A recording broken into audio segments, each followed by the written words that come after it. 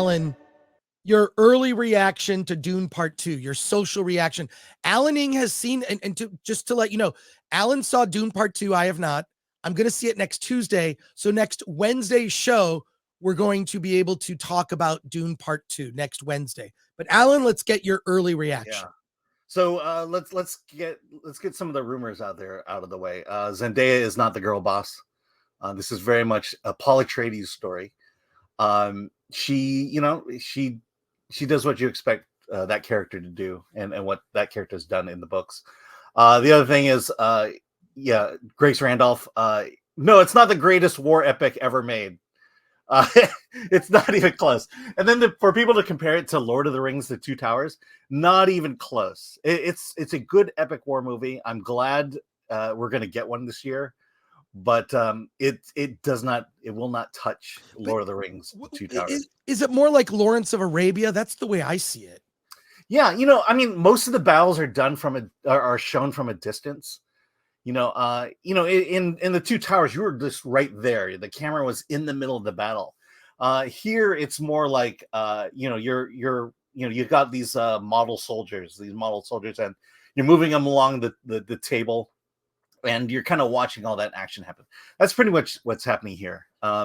You're not in the middle of the battle. You're more or less a fly on the wall of that battle, but it's still very cool. Very cool. And then, because if you know the story, the way the battle ends, it ends kind of, where the leaders are together, and, it's like, my man's going to beat your man, and that's how we're going to solve this. And so that's hardly Two Towers. It ends kind of the same way that Dune Part 1. Oh, shoot, I don't want to say anything. Yeah. I've read the book. I'm just saying, how they resolve the battle is, it's not like the last man standing. It becomes a face-off. Right. Well, but I think everybody, look, if you've seen the Dune 1984 by David Lynch, if you've seen the Dune miniseries on Sci-Fi Channel, if you've read the Dune book, which has been out since 1965, you know the basics of the story. There are changes that you told me about, Alan. We're not going to talk about those. Yeah. There are changes to the book that I understand the logic behind the reason for the changes. Mm-hmm. It makes sense to me. And I'll just say that. It makes sense why they made the changes. Yeah, I think what you're getting to is it may disappoint Dune fans. People who've read it may disappoint if you are rigid to the telling of the book. I've always felt that it should have been 2 seasons. You should tell the story of Dune, the first book, in 2 seasons of TV on HBO Max or something, mm-hmm. kind of like Game of Thrones. Game of Thrones borrowed heavily from Dune and the world of Dune, and great houses feuding for control. So and the dragons are effectively the worms, right? The sandworms, the dragons are the threat. Who has the dragons? Who has the worms? It's like there's so many similar things. George R.R. Martin, a lot of people borrowed from Frank Herbert. And Dune, and overall, like the only complaint I've seen, which I actually already, it's too short. It's 2 hours and 40 minutes and feels short. I'm serious. It's too short. Oh my God, it was not too short. Look, let's play some context here. I have not read the books. I'm not a big fan of Dune. I enjoyed the movie. I think it's in terms of a part 2. It feels like a part 2. It moves seamlessly from part 1 into this. It tells this grand story. The introduction of is it Thade or something like that from Harkonnen? Thade Rautha. Yeah, his introduction is great. The art design of that entire segment is fantastic. You've just never seen this before.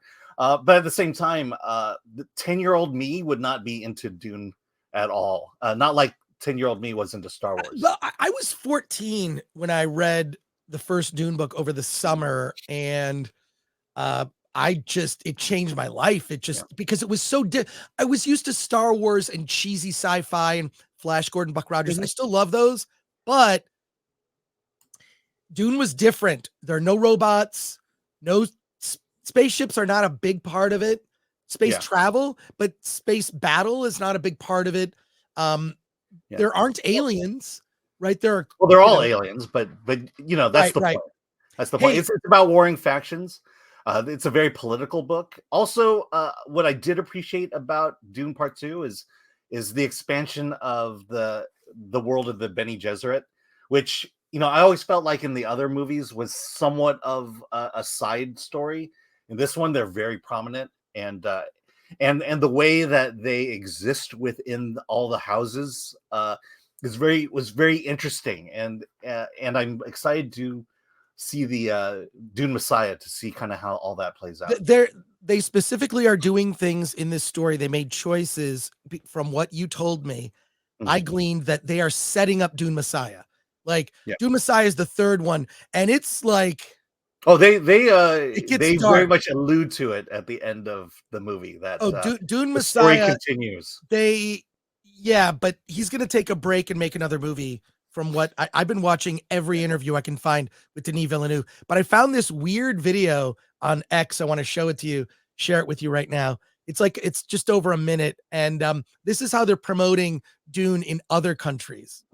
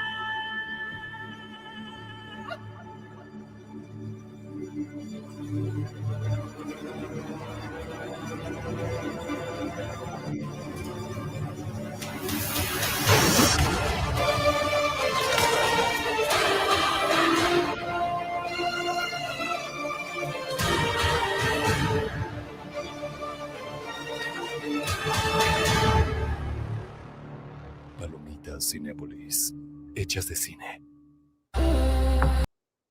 We have one of those out here. Oh, you're muted. You're muted. Hello, you're muted. Hit the unmute button. There you go. So yeah, they're and did you see Zendaya on the red carpet at the Dune premiere in London?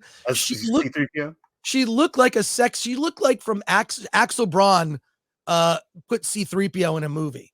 Make of that what you will. But we will have our review next Wednesday. We'll be talking about Dune, and we won't do spoilers for this early review. No spoilers. So and we're probably going to talk about it the next couple weeks, which is great.